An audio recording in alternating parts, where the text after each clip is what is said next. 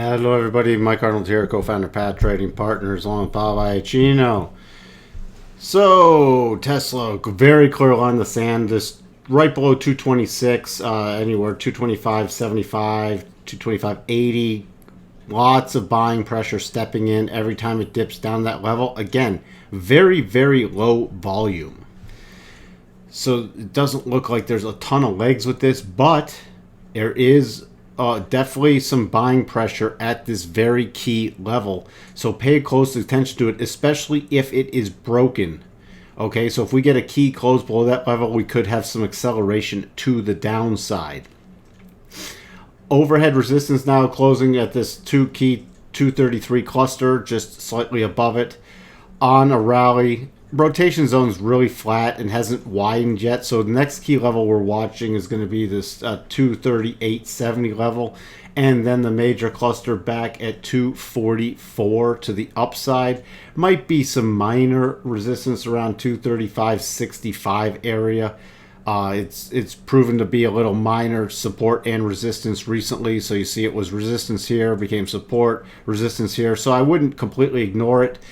But if we do move through it pretty rapidly on an intraday basis, then I would just go targeting the 238.70 levels. Again, this is not investment advice. This is for educational purposes only.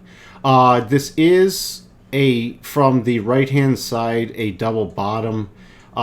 With the first target, it would have to get a key close above the high here, 246.68. Then it would be just a two target trade, 257.14 and 262.38.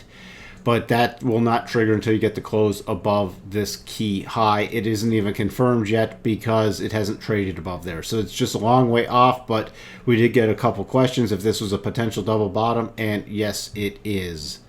So when we will be using the more conservative price targets, which is the right-hand swing side of it. Other than that, nothing really to report. It still is in bearish mode, even with this rally.